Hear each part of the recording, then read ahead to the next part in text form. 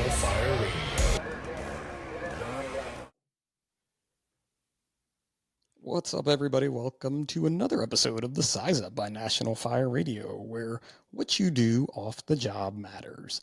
And, I babble about stuff all the time when we start these episodes. And what I may as well babble about today is that during this episode, you may see me looking at my phone or my watch more because it's a little bit more of an important day, I guess, in my life. Sure, it's an important day in my life because I'm turning 46, or I turned 46 today. I don't even know. Technically, as my mom would say, I wasn't born yet because I wasn't born till the afternoon. But yes, today is my birthday. And even my great guest was like, bro, we don't have to record on your birthday. And I'm like, it's just another day for me. I'm 46 years old. Like, there's no party hats or anything. My wife is at work. The boys are at school. Like, I'm just chilling in my house answering millions of text messages from folks. So thank you to everyone who is wishing me a happy birthday or will be as the day goes on. I do appreciate that. And I would love to get back to all of you. And I'm really trying, but this hour is dedicated to this.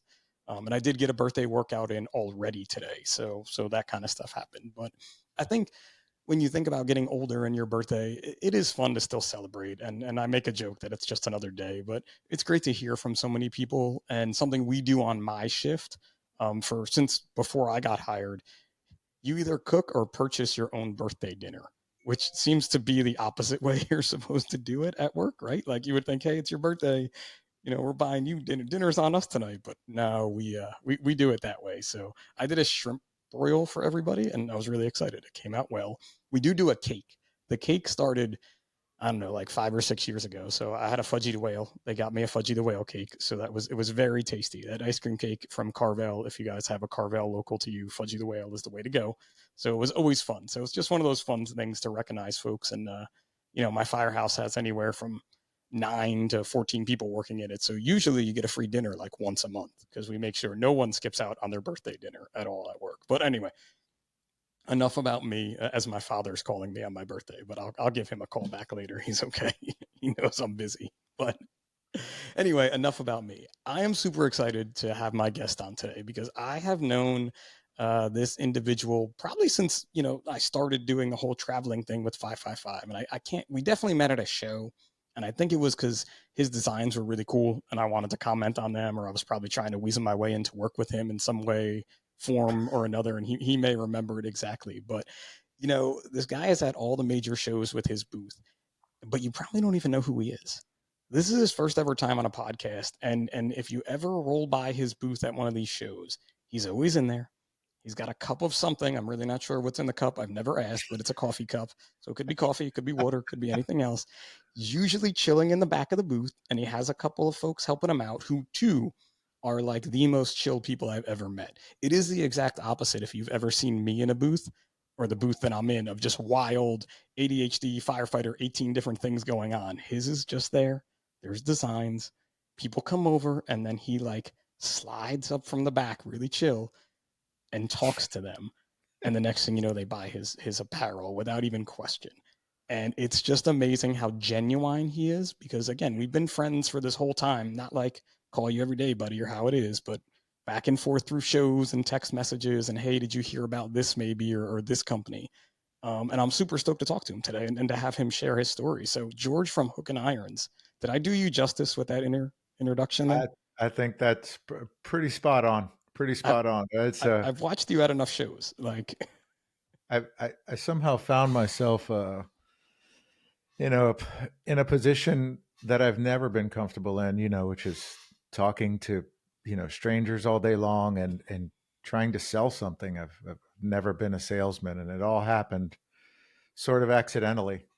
So yeah, I that's think the you're. best part of it, though, isn't it? Like, I feel like everything that has happened to me, let's say, has just been by accident, But we did put ourselves in these positions, and you have when you travel to shows, like you travel to a lot of shows, you have all different kinds of booths happening and all different kinds of activities going on, and yours is just that chill, genuine that I think people want to see. They want to see that more than they want to see me with 18 different workout implements in my booth. They just want someone to talk to. I agree. I mean, I've always stood by from the beginning, and we started in 2012. So from the beginning, it sort of just started as an experiment, and then I was like, oh, more than just my friends are buying this. It was just started as an itch to scratch. I had a couple of ideas, and fast forward 12 years later, I'm still like genuinely humbled that a stranger will walk up to the booth and go, "Oh man, that's a rad shirt," or whatever. I dig the design and purchase it and want to wear it. And I mean, if that's not the the biggest compliment or validation that you can receive, I don't know what is for a creative effort, you know. Yeah, and that's what I think set your shirts apart, in 2012, at least for me, was the designs, right? Because when you look at the Firehouse t-shirt, you have the typical, what your company is really basic, and then you have that way over the top, like detailed drawing of a fire apparatus and flames, or just that typical shirt that Sure, people were buying. sure. And I remember seeing yours, and it was like this cool throwback tattooy type design that was just not being done. And maybe it was. I don't want to take anything away from some folks that I probably missed, but not on the level that I remember it being done with yours. No, I think that's a fair assessment. I and in all fairness, and a shout out to I think his name is James Love. He was the owner of Black Helmet when they were around, and you know, I didn't like the designs at all. Had like a real affliction feel. I would never wear them, and at the time I was in my late 30s. And it's not just. It was more. I didn't feel like it was a good fit for me, and maybe a tip to future business owners out there. He on his about page had put something, and I'm sure it was innocent, but he had put that they had sold. I can't remember now, but it was tens of thousands of shirts in 2 years. And I was like, what? I don't like these designs. And so, you know, you started off the company off that premise, off of the Black Helmet about page was like, okay, well, there's clearly a market there. And I'd like to make something I want to wear, you know. And we started with a philosophy that I still follow to this day, which is celebrate the fire service, don't advertise it. So, the idea being that if you're in a bar drinking with your friends and you don't want to wear your station shirt that day, that you can still celebrate the fire service in a cool way. And maybe somebody who's not a firefighter, would just go, man, that's a really cool design. What does it mean? Or what is it? And not all of our designs fall so cleanly into that category, but that has been my ethos from day one.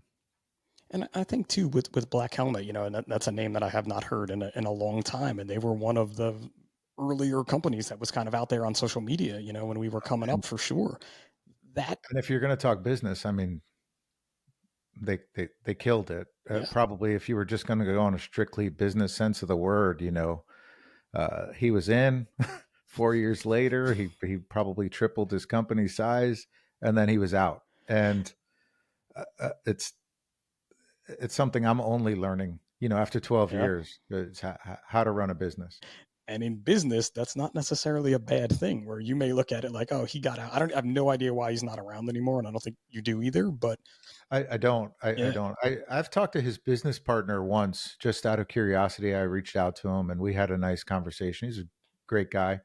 But it was years after they had already sold their company to another company, which, I don't see Black Helmet around anymore. or So I Black don't, Helmet. Sorry, I was saying yeah, Black Smoke. Good Lord. I think that's a different company. Sorry.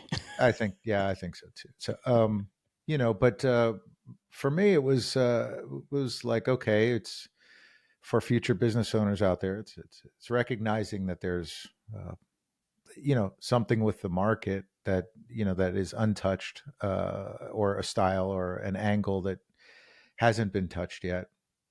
And what I learned was, having an end goal or a goal in mind, and that was not in my thought process in 2012.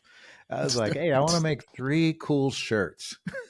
And that's literally how it started. So yeah. Listen, I still don't have an end goal in mind. Like it's funny at work, right? We have an end goal. It's retirement. And I even know the date, like I know the date that it's going to happen. And all these other things that I've started or been involved in, I wasn't like, oh, this. I'm like, this is gonna go forever. Yeah. Yeah, yeah. No, 100%. And listen, an end goal, I think end is a really it might not even be the right word. Um, a- an end goal could mean that you're still running the company, but you're running it in a different way. Maybe you're overseeing it as a manager as you move towards retirement. It's growing your company so that you can replace maybe 8 of the 10 jobs that you do on a regular basis. So, Wouldn't that be nice? yeah, and you and I think, are the same in that regard. I know that you have an incredible work ethic, and if we've never talked specifically about your brand or your company, but I'm willing to bet that you probably wear about 8 hats regularly. That at some point you hit an inflection point, and you're like, okay, you either admit you need help, or you continue down that path where you're just juggling everything and probably doing a mediocre or less than mediocre job. And that's where I've gotten. That's where I'm at. And it's that point when you realize it too, that like, God, I really need some more help with this, or like to take this to another level or to do something. You want that help. Oh yeah. I mean, but there's a lot of things that go into that, right? There's pride. Nobody can do it as good as you. As soon as you hand it off to somebody else, that you're going to go, "Ah, I would have never done that social media post in that way, or I would have never said those things, or I would have never clipped it in that way, or whatever." So that's probably, for me, that's the biggest part of it. It You have to be able to let go of some of those things. It doesn't mean you're letting go of quality. It just means that you got to go, okay, I need to be more open minded about how we're going to do this, or where we're going to do it, and those decisions also come with money. Where That's the you're hard now part right there. sending out money for things that used to stay in your business account that you were doing yourself. So, that's another mind, thing that'll mess with your mind.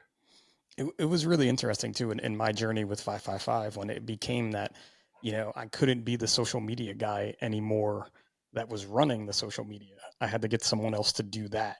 And I remember like the first, so I've had a few people that helped me with it, and it's all been a great ride for sure. And we're still all great friends, at least on the people that ran the social media end of it, let's say. But Sure, like sure. teaching them and then pulling back and letting go and being like, nope, this is yours now. I got nothing to show for this. You know what I mean? Like you do it this way. I trust you. It's so hard. It is really hard. I mean, to make the comparison, because I can only compare two things, my business experience and the fire service, but going from firefighter to lieutenant, and not taking the tool away, you know, from So the hard. firefighter, So hard. or in Dade County, if you're stuck on the box, if you're on the rescue, holding on to the tablet and not shooting the IV when you watched the young firefighter miss it 3 times, or it all starts with baby steps, Right. so maybe it starts at the IV level and then works its way up to not grabbing the Halligan out of his hand. But it's to your point. I don't think that idea that firemen have. I don't think it changes across industries. No, it definitely still it has to. I just think we talk about it more because it's way more evident. And we have that ability as firefighters to see like, look, if I'm not doing my job as the officer, then that means there's a job that's missing. And it does take that learning curve. I was really fortunate before becoming a lieutenant. We have acting officers. I don't know if you have Mhm. those there. No, we Um, don't. We don't. yeah. So you get like your practice reps in as an actor. And especially in the beginning, everyone knows that you suck because you're the brand new actor and you're going to Oh yeah. mess this up left and right. But you just have to realize that you're in the learning phase. And I was really fortunate to work with a lot of good senior firefighters that kind of brought me along as like, no, no, you don't do this job now. I do this job. You do that job, and kind of learn it as you move ahead. I think that's excellent. I just found out, I don't know, a year or so ago, that FDNY uses acting battalion chief. So, if you're on the BC list, the day that you're going to get promoted, and then you can start. you can start writing as an acting battalion chief up to a certain level incident. You can handle that incident alone. And I just go, wow, that's excellent. I wish our organization would model that. But also, taking it back to business, you're part of a good organization. Your fire department clearly has, good mentorship, good managers, to use a business term. And if a business has those things, then you're going to bring up good people, from the beginning. So if your fire department is, lazy, it's backstabbing, if there's no, if No. there's nobody that's mentoring, then those firefighters are not going to be really good officers as well. To me, there's a lot of similarities going back and forth. And that term mentorship, it's just been it's always existed, but I feel like recently, and especially on this podcast where we talk about different things outside of the job, where people are taking the job and kind of doing what you're doing, bringing it to the business world a little bit, that mentorship is even more important. And when you're doing it in a business like yours, like, you've been doing it for 10, 12 years now, right? Yeah. Where you can teach people if they want to learn and if they want to participate, just like you could teach a young firefighter. You missed that IV 3 times. Listen, I watched you miss that. Let's talk about your angle of approach, or how Yeah. your setup is, right? That could be the simplest thing. Well, and to your point that you mentioned earlier, and the fire service is very black and white, right? If you're on the irons and you don't force the door correctly, everybody gets to see it, right? It's definable. It either worked or it didn't. It wasn't like, well, it sort of worked.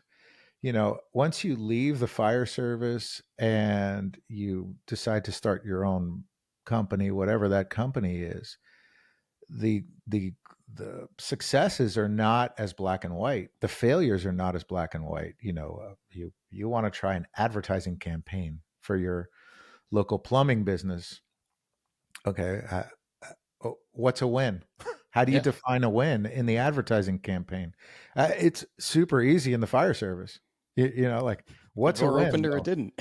yeah, it opened or it Like, didn't. The fire went out smoothly, effectively, efficiently, or hey, these are the things that went wrong. And it's what I love about the fire service, because once you leave it, it's everything else becomes real messy and hard to figure out. Hard to and figure. it's such a big struggle too, because you see firefighters that are plumbers or run construction businesses or landscaping businesses, and we all try the same thing. We all try to do it like a firefighter. And I think the successful folks are the ones that realize I have to take some things from our firefighting world and move them to my business world, but it can't be that black and white exact, because it's not gonna be. It's not going to work. It's there are some things that translate, but others that don't. I agree with you there. The plumber who works off duty, and is doing that hustle, you know, he has definable moments in his job. If the pipes leak He at the snaked a end, drain. he fucked up. Yeah. But once he tries to expand his business and uh, increase his profit margins and take on sub help, or people that aren't his employees, all those things, and it does leave the fire service a little bit. And people And who aren't firefighters that work with him, because they don't understand anything that's going on. yeah, yeah, I that's a whole nother conversation. I think that they're, firemen are good at being firemen, and some firemen are good businessmen, but they don't always translate. And some firemen are good at Actually, just being firemen. yeah, yeah, absolutely. And listen, that's great too. And but I think sort of in our DNA, and maybe because of the schedules, there's just so many of us that have side hustles. And that's all Hook and Irons started out, was an itch to scratch. It was a side hustle at first.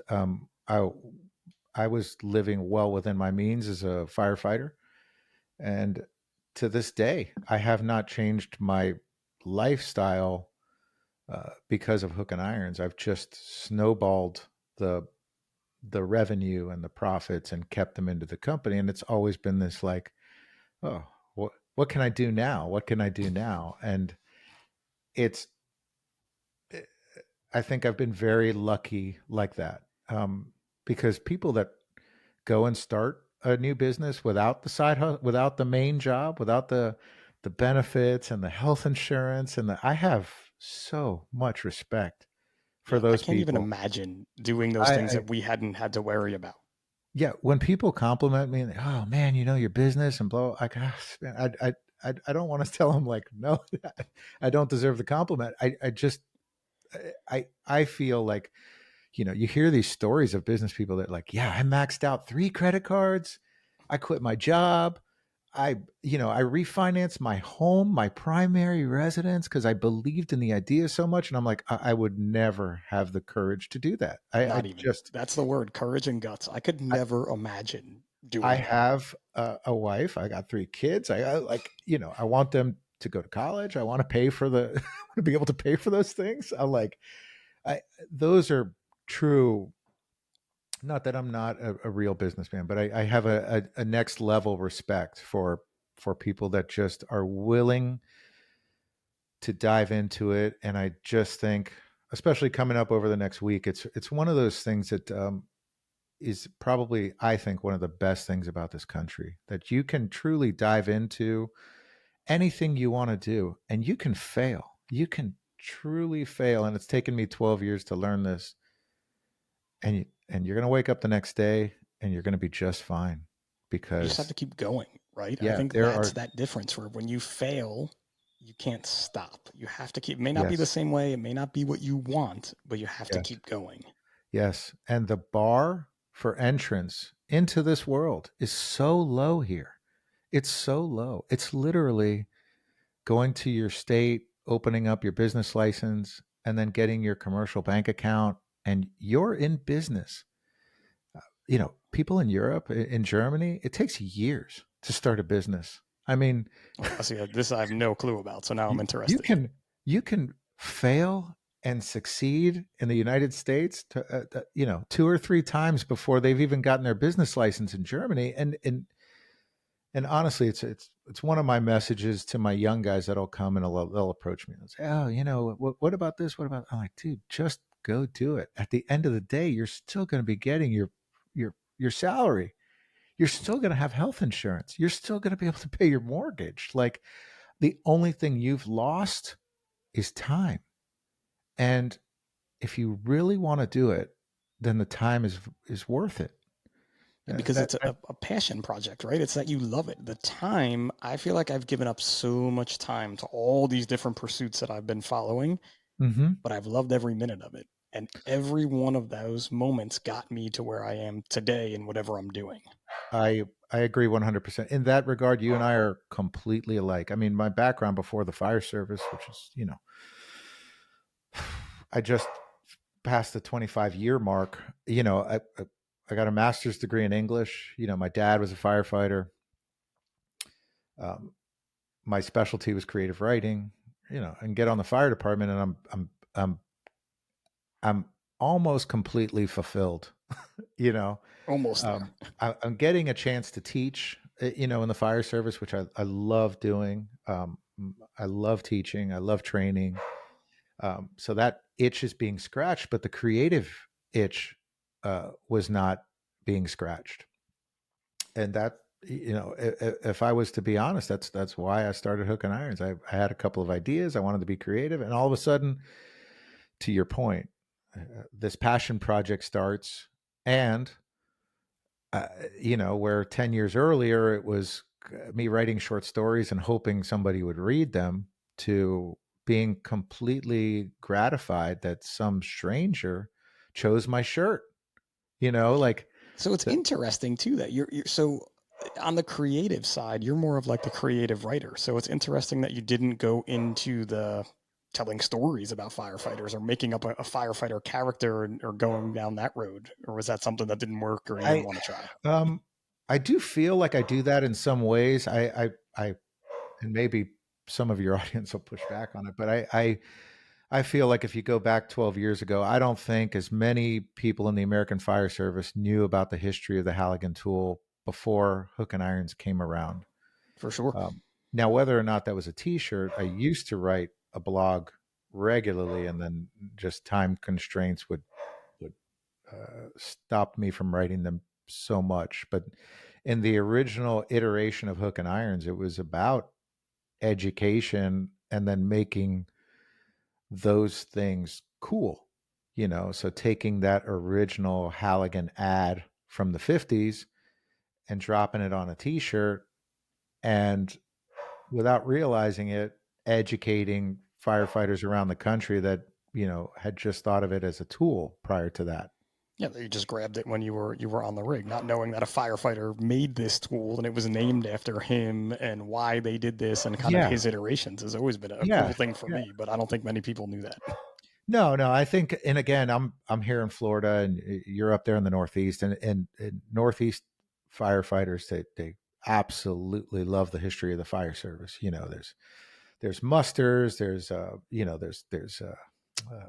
like flea markets with fire, like it's You don't have those in Florida. Like no one's talking about tools, trucks, traditions like Jeremy Donch on National Fire no, no, Radio. no, Like it's different. It's different. We got beaches, and awesome bars and boating and fishing, and so no fire musters here. We don't care how much water you can pump. yeah, it's it's and again, that was an educational process for me as well. For sure. Coming from Florida, and being sort of a historian and a buff about the fire service, and just loving all the aspects of it, and then realizing, like, oh, dude, there's a whole world of guys like me out there. Um, and it's not to knock the Miami-Dade guys, because we have a bunch of buffs on Miami-Dade, but we also have 2,200 firefighters, so they're not all going to be into the job in the Trust me, same way I that know. Never fear. We have that. You have that. So, like getting out there though and meeting these different firefighters, you realize these things that there's this greater world than your bubble. Your bubble is way bigger than my bubble, Oh yeah. where I work specifically. But once you get out there, you're like, man, a firefighter in California is a lot like me, but different. Oh yeah. Yeah, yeah, yeah. I mean, listen, these conventions, the amount of work that goes into getting there from Florida, it's one thing if you're packing up t-shirts in New Jersey and you're heading to Pennsylvania. It's an easy one. It's a whole other thing when you're driving from, South Florida. It's, a 16-hour one-way drive, 1,200 miles. It's weeks and weeks, and actually months of preparation. It's working 12, 14-hour days. But all of those things, obviously there's a financial incentive in it. But for me, it gets me out of the warehouse, it gets me out of the shop, it gets me away from the computer, and I get to see people like you that I only see a couple times a year, but hundreds of guys like you that are just uh, and I've made great friends along the way, like great friends. I've learned some hard lessons. Not all firemen are firemen, and not all Nice way to firemen say it. Very nice way to say it. are honest, good people.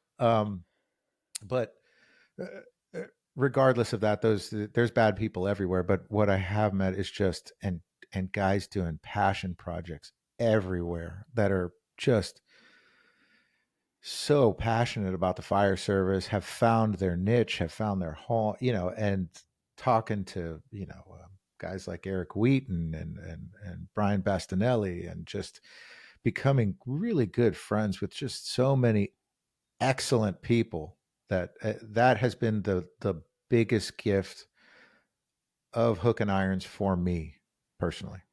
Well, that is a perfect transition into something that I wanted to talk about anyway. But when you talk about the people you meet and like I don't know how else to explain them, like your show partners in Axe and All, like I'm fairly certain you met those folks out on the road, right? Oh yeah, yeah, yeah, yeah. Right? Yeah. Like It the was same as I met them at a show, same as I met you, but you guys are way more intertwined now and more recently than not. But right, there's just some great uh, passionate people doing something kind of like what you're doing, but not. oh yeah, we're more than friends now. Like we're in bed together, and most of the time Spencer's stealing the sheets from me. But He's a you big know, dude. He's kind of tough. he's a So big I can dude, see so how he that one wins. happens, He right? wins. But But when and I try to explain to people, I'm like you said, just start that project, start small. Like nobody starts with 15 t-shirts. They start with one. Nobody starts with, 8 million different pieces of leather. I mean, I remember when I bought a purse from them, I was like, I can't believe you guys are making leather purses. I'm going to buy one for my wife. It was in Nashville. She still uses it to this day. So Spencer and Courtney, if we're going to talk business for just a couple of minutes, I mean, Spencer and Courtney, and I've met a, in the fire world, I've met a bunch of business people. There is no one out there, and I'm probably biased, but there's no one out there in my objective opinion that is like Spencer and Courtney. I mean, they um, they understand business, which is a unique thing for the fire service. They're genuinely just the best people, um, and have been trade show partners with me for probably going on 5 years, 6 years now. I'm not sure, but from the moment we met, and I've met a bunch of other business people, that I felt like the relationship was more than just equal. Like if I needed something, they would give me more than they were getting from me. Sure. And I hope that they feel the same way. When they've needed something, I've given them more than maybe I was getting at the time. And so that is like a friendship. Um, we built up a really big base of trust, and they've expanded their business. I've expanded mine. They have a beautiful brick and mortar shop. If you guys are ever in Waynesville, North Carolina, which is just outside of Asheville, they have a beautiful shop. It's gorgeous. I mean, it's like, I don't know. I don't even know how to describe it, but it is like decorated. It's just It's a amazing. cool old building that they Oh put their yeah, their passion for what they do into. I it's have not been there, but I've seen it's it a online, obviously, standalone. and I want to go. But it's like a place you want to go to, right? That you're like, Oh you yeah, guys yeah. did And this. then at night on the weekends, they turn it into a bar. I mean, Yep. it is freaking I want to cool. go to one of the festivals, like when they do the festivals out front. Yes, Like they just had one, even though post hurricane yes, they were able to put something together there. Where I'm like, I want to go to that because I saw yes. them come from the 10 by 10. Spencer stamping, which he's Yes. still doing now. He's still stamping the leather, but you see them go through that. I'm like, this is amazing. So This is the dream.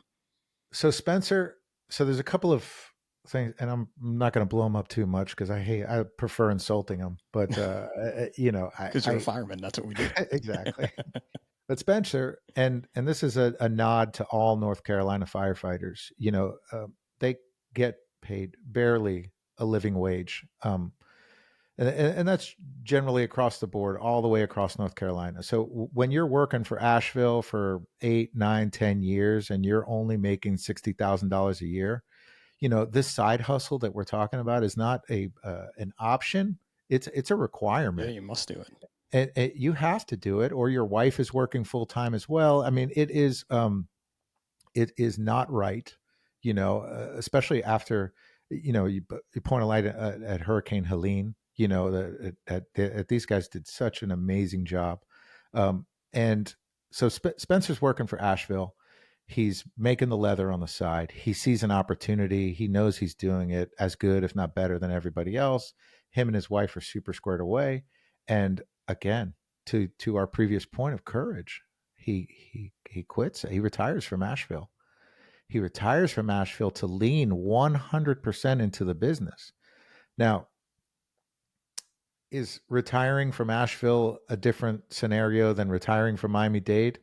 Yeah, I mean For sure. the For sure. algebra is a little different, but I think it's a message to anybody who's out there, and who's in the fire service and is in one of these states that don't pay generally as much as some of the other states. And so he leans into it, and here we are 5 years later. He's got a standalone, and then he buys a warehouse. And when he buys a warehouse, I had been going back to not trusting anybody, um, wrestling for over a year with getting fulfillment out of my shop. I'd looked into a bunch of different ways, and I couldn't trust anybody, that was going to put that black and white postcard in every single I don't bag, blame you, man. put the Fulfillment is. put the I've wrestled folded with it shirt in with there. different businesses, and fulfillment is Yes, horrible. Like, and it's my product, right? If that opening that product is not a good experience for the firefighter when they get their shirt, they're not going to.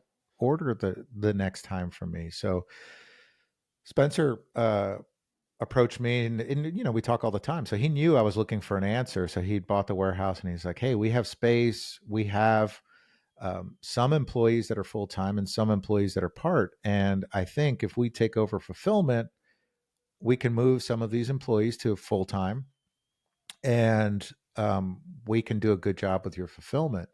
And for the first time ever, it felt right. So in July, we moved Hook and Iron's fulfillment. I got the biggest box truck I could buy, and I drove it up to to I was gonna say, Waynesville. how many trips was that with the trailer? But you just I went for the did big one. box truck. I did one box truck, and part of it was strategic. It was before my ramping up my ordering for the holidays. So July was the perfect time.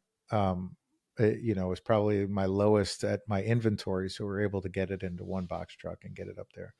Um, and we set it up. We got it up and running. They assigned me an employee who I work with, virtually, and it has just been going swimmingly. It's been great. And to you business owners out there, it's not that you shouldn't expand, but you should definitely do it when it feels right and lean into it, especially if it's a partnership you can trust. So that was a really big move for me, and it only took me, 12 years to do it. A very long time to do, but right. So you're like giving away the secret sauce here, right? Of like business that a lot of people don't think about, especially when they're starting, right? You think about like, oh, Black Friday and the holidays, that's going to be great.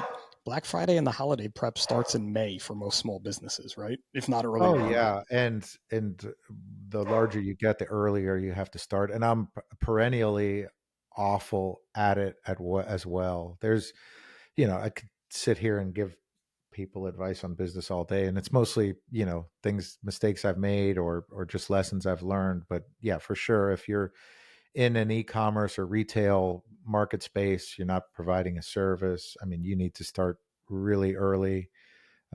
The later you start, the worse it's going to be for you. And But that's when we as 555 got out of the t-shirt game was when I realized that no one had the ability to be like you and commit to running the apparel world full time because there was just none of us could do that, and that's what it takes when you get that big.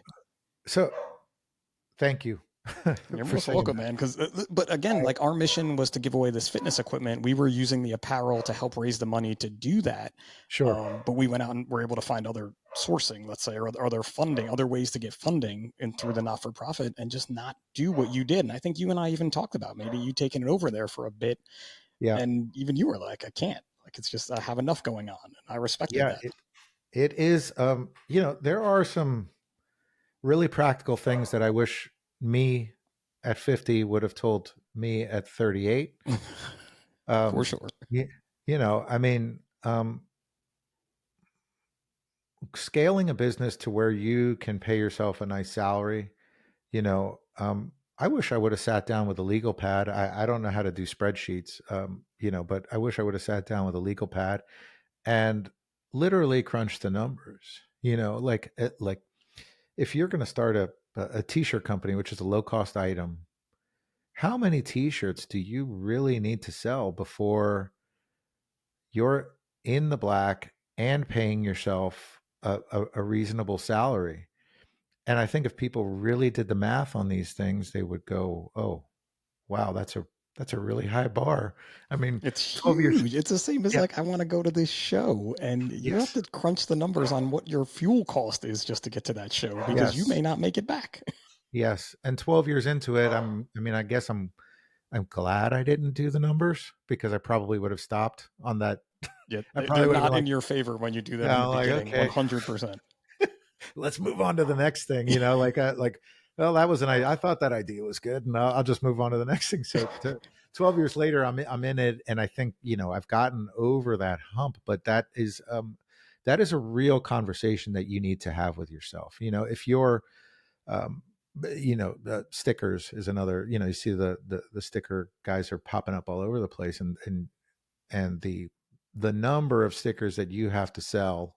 I mean, if you're looking to make a couple $1,000, like, it's cool, awesome, man, go at it, have at it. But to maintain that is a very, very difficult proposition. And And also the other thing that nobody ever told me is like, it's not like Spencer's a good example. Spencer makes a quality leather radio strap and holster, probably super thick leather. The stitching is always on point. The painting is second to none. You know, um, he doesn't have to evolve that product. He doesn't have to go back to the drawing board It will 6 be months true later and be like, forever. Yeah, like yeah, it'll be like, true all forever. right, yeah, I need to sell another radio strap that looks completely different and is cool and is going to get him to get the same guy to come back and buy. Where you know hook and irons, I'm scratching my head going, all right, what's interesting me now, like what designs are cool, what's out there, like what do I want, what direction do I want to go from here. So those are all things that business people should think about. And then obviously the work ethic, which you talk about all the time, is what separates the people who are going to make it from the people who aren't. And that's probably the one area where I feel very confident. And I see different people pop up here and there and whatever. And I a lot of times I smile and I think to myself, okay, if you're here in 3 years, well, I'll They take tell me another they look. tell me in Texas, they say bless his heart for when you see people do that. Bless his heart. Yeah, well, bless his heart. Right. And you wonder, like I always wonder, is it work ethic? Is it maybe they realize they got in over their head? Like for me, I just don't have an off switch. So I just don't know any better. Like I'm a glutton for punishment. I'll just keep working and working and working. I know what doesn't work anymore for me. So I'm trying to evolve that. And I wonder for folks that appear and then disappear if they have that same feeling. um, Honestly, I probably have a couple of thoughts on that. One is a good idea doesn't necessarily make a good business. So um, I've seen, as I know, T-shirt designs. I've seen plenty of T-shirt designs that I'm like, oh man, that they freaking hit it out of the park. And That one's I'll, gonna I'll be like, crush. I wish I would have done it. I wish I would have done that. That one was great. You know, um, and and keep going. That's awesome. But one good idea doesn't necessarily make a business Yep. in that regard. And the other one is that, and to your point and what you said earlier, is I think, yeah, I'm sure there's days that you get up on your birthday, and you're like, I got to put in work today. Um, most days, I'm not really even thinking about work. I'm just doing it. I'm just waking up and knowing what I have to do next.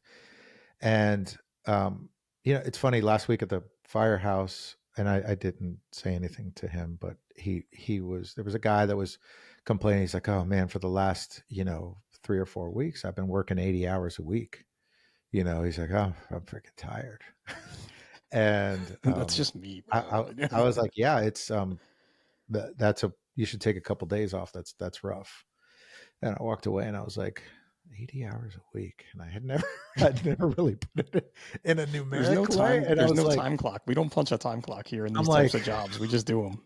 I think I've been doing 80 hours a week for the last 12 years. And I had not ever even, I walked away and it had not ever even occurred to me. And I think that right there is the big difference, is that if you're in it, you don't notice it. You don't notice it. And then you run into the other problem, which you and I probably have, which is consciously turning it off for the day. Saying, I'm not going to look, Did the I'm internet not go going out to sit at again? the laptop. I'm going to go take my wife out on a date. And Wait, I'm hang going on. to Your go. internet might have went out. We run into a problem and then it froze for a second. So say what the problem was again. The problem being that the other side of the equation is what I suffer from, which is choosing to take a day off, like Yeah. scheduling time off.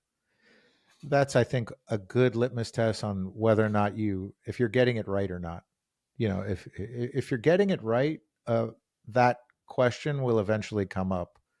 I You have need to to. put It on my has to come up. And schedule. and Yeah, and for me, my wife, this was going way back, but she was like, "You need to be present." Like she literally told me that. And I'm like, what do you mean? I'm here. The boys, I'm playing with the boys right now. And she's like, no, that phone, that social media, and this is again going back in those early days of it all. She's like, you haven't stopped. You're not playing with Finn. You're working and Finn is playing around you type of a thing. And it was a hard Yep. lesson to learn, but I definitely learned it. Oh, I'm still learning it. I'm still learning it. I'm better. I'm better now than, but on the upside, it means that you are in the right business mindset. You're focused on your goals. On the upside, on the downside, you haven't developed a balance in your life. But if those things are coming up, then you're on the right path in terms of business. You just need to get your personal life, you know, balanced out. And the same goes with money. Again, going back to the conventions, I will see these startup companies, and they got a little trailer in the convention, and they got a $110,000 F-250. Pulling it. With the first little bit of money they made, they bought and talked themselves into it, instead of saying, "Hey, I'm going to rent a box truck, or I'll rent a van for a couple of years, or you know whatever the case may be." They're putting their money towards their personal desires, and not their business, not towards growing their business. And I would I just know it's things you just notice. I Yeah. notice those things. Listen, it looks cool to see the Hook and Irons trailer out in the parking lot, parked with all the other trailers. But if it's your first year, it shouldn't say Hook and Irons on the side of it. It should just be the blank trailer you rented from someone or borrowed from your Yeah. buddy to get you Still don't. there. I still don't have one. Oh, you don't have one? Oh, The, okay. So my the, bad. I the thought I math, saw it. I could be the, wrong. the math never added up. The math Right? never added up. Right. I'm down to two, maybe three conventions a year. You know, uh, I do the math on a rental, and no maintenance, no insurance, just all those things. And I commute an hour and a half to Miami-Dade. There's not an F-250 in my near future. Or There's a nothing wrong trailer. with that. Maybe that could be a good retirement gift, though. Like, that's always a I good. would love to. I love them. I mean, don't get me wrong. Part of it is jealousy. Part of it's like, damn.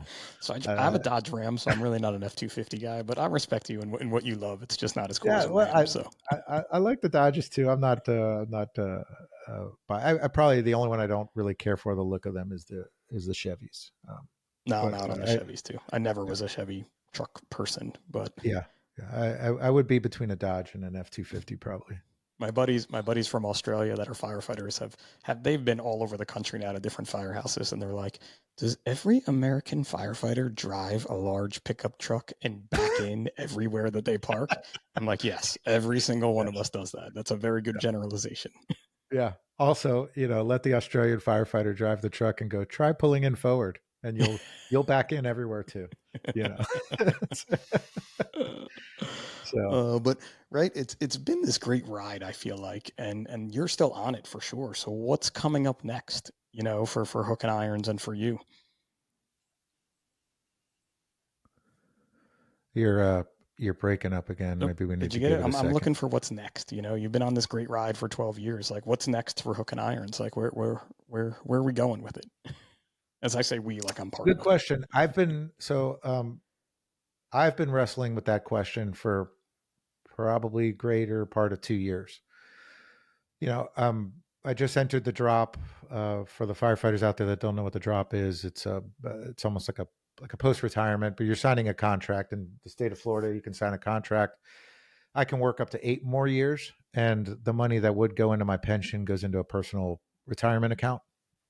I think they're relatively common around the states, but for the guys that don't, so I just entered the drop. 25 years, I'm in the drop, and there's a light at the end of my tunnel, right? So for the first time, I'm like, okay, well, what am I going to do with this thing? Is it dragging me along, or am I going to drive it Yeah. somewhere? And I'm talking about Hook and Irons specifically. So I've been actively looking with like, what's next? What's next? Um, Step one was fulfillment, which was and step two is possibly taking on a partner, which I'm in the process of doing. I think I Of found a vetting. partner. Um, It's a big vetting uh, process. I would go with that one. yeah, I'm not. not ready to talk about it yet, but it's Yep. I'm in the process, so I'm working towards that goal. And to circle back to the beginning of our conversation, right? George, who does social media? George. George, who does marketing? I do. George, who does designs? I do. George, who does the blog? I do. George, who does, Yeah. and the only thing I say no that I don't do anymore is fulfillment, right? I've gotten that one, I've taken that one hat off and I've given it away. And so my goal moving forward is to take off all of the hats except for a creative. Would like to eventually get to a point where I'm doing creative and professionals are wearing all the other hats. Um, and that's what the partnership, will look like if we get there. So we're in sort of a dating period right now, which has been going great, I was going to swimmingly. say, anyone out there that wants to wear 12 hats, George will be dating around. He'll Yeah, be on yeah. on the websites, swiping right, looking for the partners.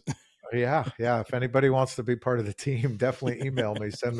Send me an email and tell me your qualifications because you know, I mean there's a truth to it too, right? I mean, how many people how many young guys want to buy a t-shirt from a guy that's 55 years old? I'm not, I don't know, dude. You 50. look cool as hell in that booth. Like even your team, like Lance's dad and the other guy that you bring whose name I can't remember. You guys Nigel, just look chill back yeah, there. So even the yeah, young kids want to Nigel. roll over and be like, those guys are chill.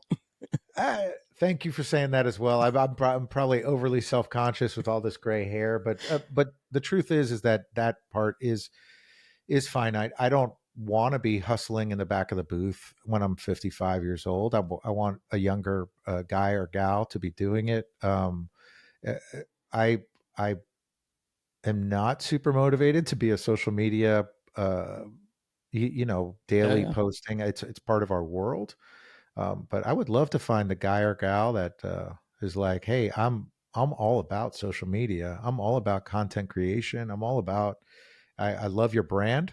Like those two things, those two sentences. I love your brand, and I'm all about content creation. Like, okay, send me an email. Let's. Yeah, send me an email too if you're that person. Don't send it to Yeah, George first. Send it to me because I could yeah. use that person too in my life.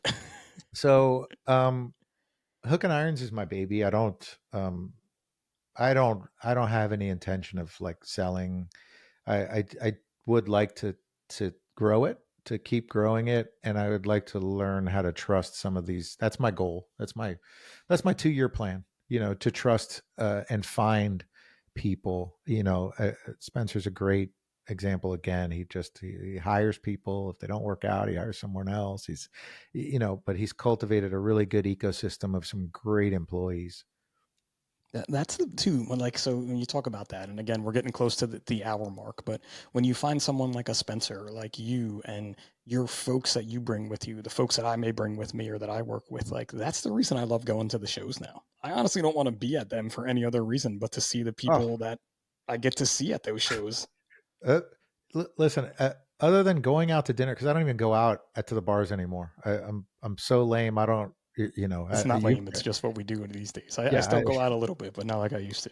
but I will say I love going out to dinner. We work hard all day, and we have great dinners every single night. We have a few drinks, we have a great dinner, and to your point, it's the only thing I really, really look forward to. I just like talking to people I haven't seen all year, and then inviting some friends out to dinner. It's really the most gratifying part for me.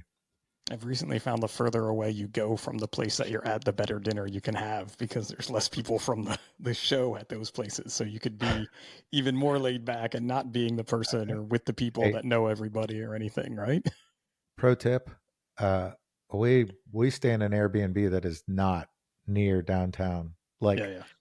we we've moved farther and farther away from downtown as the years go because I just I need a breather. I need to decompress. I can't talk fire or search and rescue or whatever. I need to decompress. I want to talk about fishing or or And you still end up whatever. talking about those things, but it's just different in a different type of It's way, like it's in a different because roundabout way. yeah, It's always better. Yep. It's good yes, it's times, man. different. It definitely is. And, it's been so cool to have you on the show, like finally get this to make this happen. And again, you're like the flip of me where you're this chill dude with all this great, like sage advice. And I'm really hoping that some of the younger firefighters that are thinking about getting into business listen to this episode and are really heeding your words. They're not warnings. They're just words of encouragement. I feel like they should be. I, yeah, and again, if somebody's out there that wants to talk to, just shoot me an email. Get on the website and shoot me an email. I'm happy to talk to anybody. I love, especially if somebody's got fresh ideas. They're coming at something new angle or whatever. I'm happy to help. Um, I would like to say one last thing I wanted to mention. Um, Last week, and I don't know if it's popped up on your feed yet, but we did a collaboration with a local tattoo artist in Asheville, North Carolina, Okay. and she made it this wonderful design for the Asheville firefighters. So they worked their asses off. A bunch of the members um, lost their homes. Asheville local lost their camp in Arden. It just wiped off the map. Um, and we collaborated with her. We're going to handle the e-commerce. Spencer's going to handle the fulfillment. 100% of the proceeds are going to the Asheville local to help them. So if you're interested in checking out the shirt, you can come over to Hook and Irons and check out the Asheville shirt. That pre-order is ending on Saturday. I'll be taking it off my site on Saturday. Oh, this Saturday? Um, uh, we're not publishing till then. We're not going to publish till Tuesday of next week, but I will get something about this out there today for this, though, just because I'm Okay, looking at it so now and it's a badass yeah, design. So yeah, if you can get it out there, that would be great. for And sure. and it has gone viral. We've I haven't told anybody how many shirts we've sold yet, but we're over $50,000 in sales. So Wow. of which all of the proceeds are going to be going to the Asheville firefighters. So we're talking, whatever they want to use it for, whether it's kitchen appliances for a member, rebuilding the pavilion at the camp, the meeting house, or whatever. It's your chance to wear what I think is a pretty badass design, It is definitely and a badass design. yeah, and help them out. They did so many heroic things during that first week after Helene that I think it's one of the really really nice things we can do for them. No, that's so great. And that you're doing it with Spencer. You know what I mean? With someone who's right there, literally in the Uh, affected area. yeah, now I'm in the middle of it. I mean, that's sort of the reason why it happened, because I think if my fulfillment was in Tempe, Arizona, or wherever, but I wouldn't have. But now, the guys who work at do fulfillment, they were affected by it. I mean, just so many people in that area that I know through Spencer have been affected by it, that we decided to team up and see what we can do. And Spencer and I are also doing another thing for the Haywood County firefighters this Saturday. So it's it's been eye opening. It's been eye opening, but it's also been, again, super positive. I'm always encouraging people to look at the positive, like the amount of people that have come out and help, and and how wonderful this country truly is. When things are down, I mean, I see goodness everywhere. Yeah. I mean that is it, right? And when you see that, your life is fulfilling and is Yeah, fulfilled. Literally, yeah, like to use the word that we've been using the word yes. fulfillment this whole time talking about t-shirts, but really it's fulfilling your life and that of others. And that's what you're doing there in Asheville. So that is so awesome, George. Thanks, man. So listen, give them a follow, hookandirons.com. They are so old school on Instagram. There's no underscores. And he even has the end, AND. So hook and irons, CO. So that's how old school this dude is. Like he's OG Instagram. No underscores. I was today years old when I found out that's a thing, that's a That's a that thing. handle Yeah. is that That valuable. means you're old school. Yeah. Yeah. If you don't have underscores in your name, you had it originally. You're the original, Oh, original. Like the size up has underscores because someone stole it long before I was around. I'm OG all the way, all the way. OG George, man, chilling in his booth just like he always has. But seriously, go to the website, check out. They have some amazing designs. Definitely have some cool kids shirts because I know my kids were rocking those Mac shirts forever. Like to the point that I had to tell my son, "You can't wear that anymore. It's like way too young on you, buddy." Like, Looks like a half top. Looks yeah, like a half like it top. was almost to that. My little guy, my big guy wore it, then my little guy wore it and wore it out. I was like, no more, no more with the Mac Bulldog, and it's got to go. Well, I got a 14 and 16-year-old, and they just currently now that thank God I don't have fulfillment anymore because they would just take whatever shirt out of the shop that they wanted. Oh So yeah, they just just rob you blind. Yeah, yeah, yeah, they yeah, just yeah. robbed me blind. Yep, So for sure. That's what they do. So, are you ready for the size up 10, George? yeah, yeah, yeah. It's Hit me. it's 10 fun questions that just always go south no matter what. So, two guests Okay. to go, or a guest last week. We had to go backwards because she just decided to go backwards on it. So, we're gonna go forward though because it confused the hell out of me. Number one, what do you prefer, the beach or the mountains? Hmm. Beach. Florida. See, it's weird though because a lot of Florida men pick the mountains, so it's I weird. that actually is a tough question for me, but I grew up surfing, spent a lot of time at the beach, and then now I don't surf as much, and I do a lot of fishing offshore. So love fishing. I love being out on the water. It's my happy place. Nice. What's it for you? Well, I think I know this answer too, but is it a night out or a night in? Oh well, if it's with my wife without kids, I want a night out. I want a night out.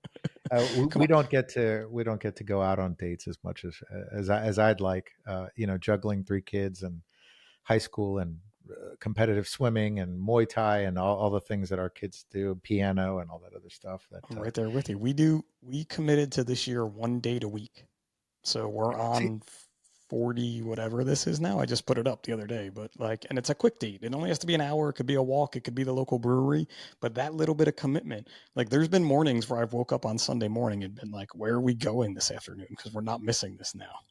uh, yeah, and listen, I love circling back, but when you're at a point in your life where you're scheduling dates, I used to think of that as a negative, and no, it's an Yep. acknowledgement of how valuable and how precious time is. So, and this is an area I need to improve upon. But yeah, a night out with my wife would be excellent.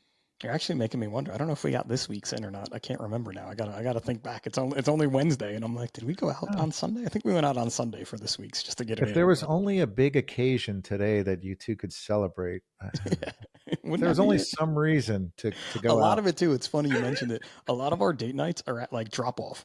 Like both the boys have band practice at School of Rock. They have it multiple times a week, but they have it together one. So that's always like a date. Like we drop them off there and we run to one of the local places around there. That's a consistent date. we begged our boys to join School of Rock. I would have just that's the lefty in me. You said School of Rock, and I'm like, oh God, I wish our boys would have chosen to do it. I think it's such an excellent program, It excellent is. program. It is unbelievable. And my wife and I are not musically inclined at all, where my Me neither. boys are the exact opposite of us. And they are thriving there in ways that my one son is now teaching himself how to play the guitar. My older son, I'm like, how did you do that? He's like, Dad, I just learned a country song. Listen to this. And he's playing and singing it. I'm like, yeah, good for you. No, that is a gift. It would be, to any new parent out there to pushing your kids towards creative fields. I think you can't understate it. It's the ability to tell a story. We're losing that as a culture. The ability to play instruments. We're losing that as a culture. And as a parent, it's your responsibility to push your kids in those directions and see if any of it takes hold.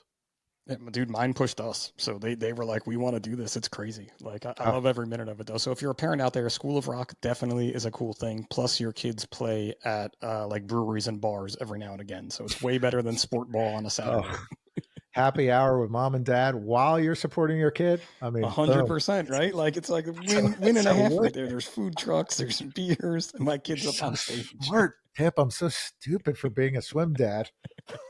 Enjoy the chlorine, man. How's it smelling in there at Yeah, 5 a.m.? no shade on the pool deck. No shade on the pool deck. how about how about a movie everybody needs to see? What's a movie everybody needs to see? The Big Lebowski. Oh, 100%. Yes, Yeah. sir. One of my favorites.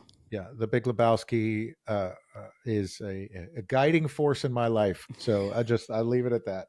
The dude abides, man. That may be Yes, the name of this yes. podcast. Now, I have so many great things written down, but the dude abides, that's The you. dude abides. I I wouldn't say no to that being my motto. I wouldn't say no.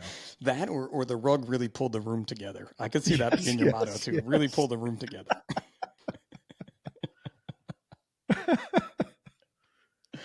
All right, here's the hard one. Cross country road trip. Who is your celebrity co pilot? They could be living or dead. Cross country road trip. Jeez. Uh, um, he's alive. It's really obscure, but just think he's one of the funniest people on planet Earth. And I'm um, there's an author named David Sedaris. Okay. Um, Probably very few people will have heard of him, but Never heard of them. at least in the fire world, he's an essayist. But um, I would go on a road trip with David Sedaris because I just think that guy has me. I've almost had to pull off the side of the road when I'm driving to work some days because I just think his essays are so funny. All right, man. So I'm going to yeah, have to look. See, this is why we do things like this because now I'm going to have to look this guy up and check it out for my it's commuting it's needs. and you know it's they're easy reads because they're usually the essays are 15 minutes to a half hour long and so it's a good commute listen. I just think he's really funny, and his essays about his dad are just, oh god, really All funny. right. Now I got something to listen to, so I appreciate that. Yeah. Do you make your bed every day? No, I'm terrible. And here I'm gonna. I have two boys and a daughter, and one son makes his bed every day, but it's not at the example of his father. And the only quiet room in the house is in his room Oh, you're with there now with his made a bed? neatly made bed. Yeah, with this neatly made bed. My wife is gonna, oh golly, she's Totally gonna be not like, I'm planned glad, at I'm so all, glad like he just asked the you way it goes. Uh, so you gave us an author. So how about a book everybody needs to read? that. Oh man, there's so many. A book everybody needs to read. Um, I like, again, these are real dense books, but I like All the Pretty Horses with Cormac McCarthy, Okay. Underworld by Don DeLillo. Easy, quick reading. Like if you're not a typical reader, start with The Martian. Like get the audiobook, and that's the one they made the movie about with I was gonna say there's a movie called The Martian, but there's yeah, the book as well. I did not know it was based off a book. So the book is excellent. And actually, he has another book. Let's start with The Martian. I don't want to lose anybody who's looking for a good book. Go with The Martian, and I promise you, when you're listening to it, if you do audio on the way to work in the morning, you'll end up sitting in the parking lot and walk into the station 10 minutes later than you should because you're going to want to finish the chapter. It's nonstop, excellent writing, excellent read.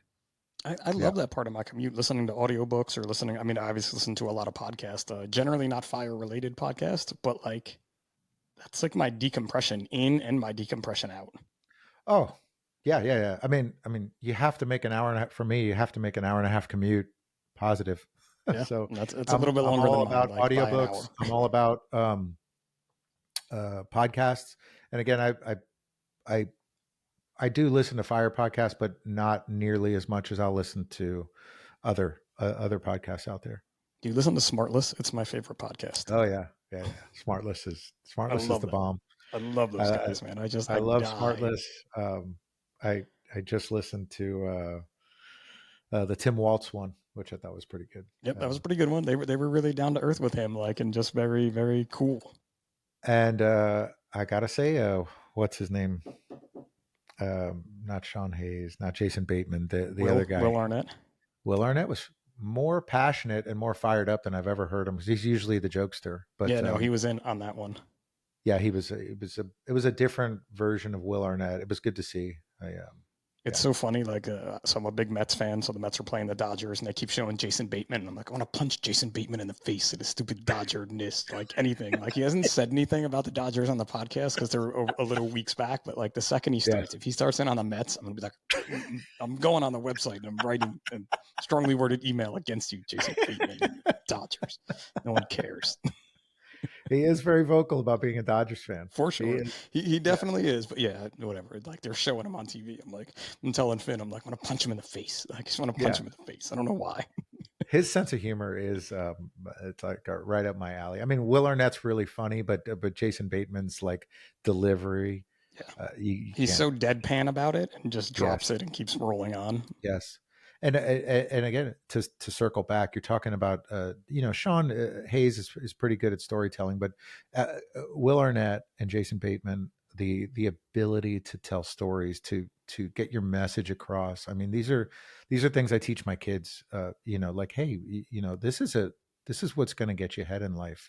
Be able to sit in front of somebody else and just tell an entertaining story, tell something meaningful in a succinct way. Those are true gifts, true gifts. Which, by Well, you the pretty way, much you summed up your podcast right here, your appearance on your first ever podcast, because you've done that in this entire episode. So, hey, all right. you're not so bad yourself, Pip. Oh, thanks, man. A couple more questions, and we're out of here. Highways Okay. or back roads? Which one are you taking? Oh, I love back roads. Just because there's not, everything in Florida is a straight line. You're how quickly can you leave Florida when you're trying to go on a road trip? And then That's once it. you get to like, mid Georgia and heading north from there, and you get windy roads with hills, for me, that's a gift. For probably most of the other country, most everyone else in the country, they're like, what are you talking about? I love back roads. Those mountains around Asheville were so amazing. I've been to Asheville once and actually hung out with Spencer while we were there, and it was just such an amazing place. I Uh, can't wait to go back. the Blue Ridge Parkway. I mean, that's a great 3 or 4 day trip with your wife. Blue Ridge Parkway, stopping along the way, hanging out in Nashville with Spencer for a couple of days. That would be an excellent trip. I'd recommend. Oh, I'll Of have course, to check that I'm, one out. So go I'm, right I'm into the next recommending. question. I'm recommending everybody call Spencer and ask if you can crash at his house on George's Asheville trip. Right into the next question. Give me a bucket list place to visit. Oh my God, I love traveling. It's so places I haven't been yet that I would love to go. Recently Japan, just because it seems so far away and so difficult. We just took the kids to Europe for the first time, and I've been a few times to Europe, and then we just took the kids for the first time, and I could go. I could spend half of the year there. I really love visiting Europe. But Japan, I think Japanese culture is so beautiful. Yeah, Um, it's definitely on our list at some point, like to get there. My yeah, buddies in Australia go there all the time. They go there for snowboarding because it's close, uh, and I'm like, oh, someday I'll get over there. yeah. My wife's is Machu Picchu, so but my gut feeling is we'll be doing Machu Picchu before Japan. But A little bit yeah, easier to get there than yeah, a little Japan. easier to get there, and and my knees are still good, so we'll do Machu Picchu before Japan probably. All right, Florida guy, which one are you watching? Are you watching football? Or are you watching football? When I have time, and I don't watch a lot of sports anymore, I will watch football. But I watch football now, and it's totally selfish. I started watching football again because it is one of the 2 or 3 things that me and my 16-year-old have in common that we can converse about freely. He doesn't have much else that he wants to talk to me about. So I have leaned into football again. I understand. I do understand that, especially in And those high school years. I have a high school freshman. It's been an interesting month and 2 months. We're in 2 months now here. I have one that loves spending time with me. My 14-year-old, and my 16-year-old is the one that I'm clawing for any just a glimmer Yep. of like, hey, spend some time with me. We got him his first car, and he said, oh, I want to put a subwoofer in. And my immediate thought was, I was like, oh, I got this kid.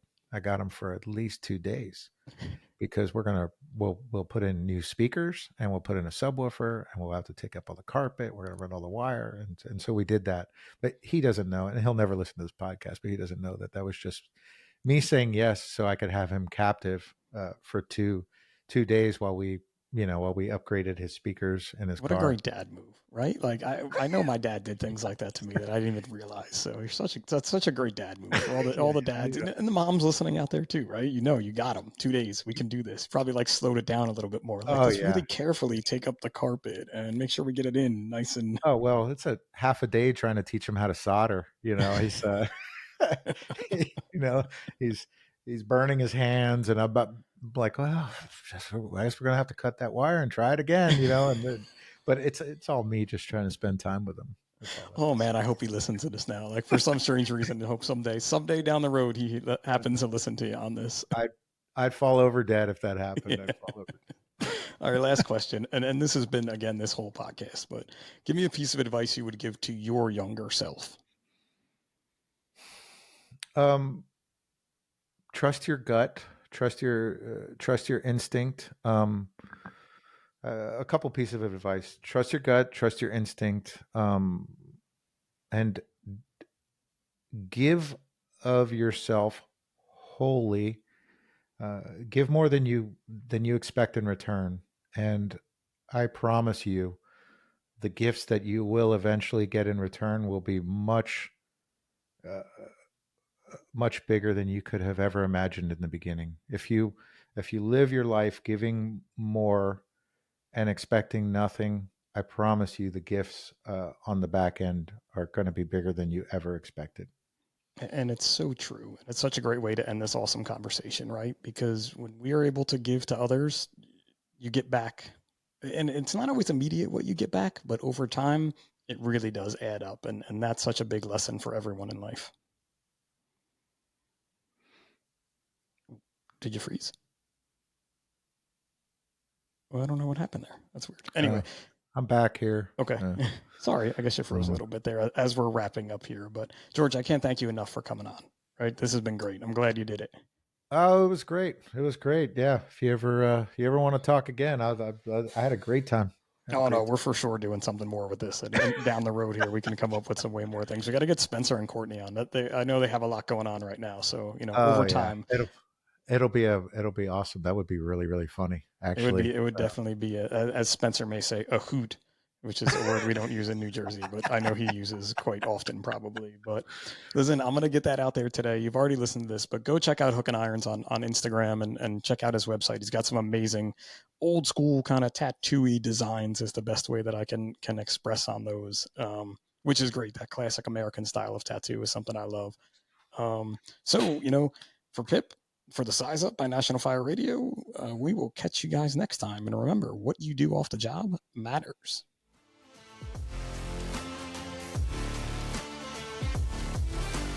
National Fire Radio.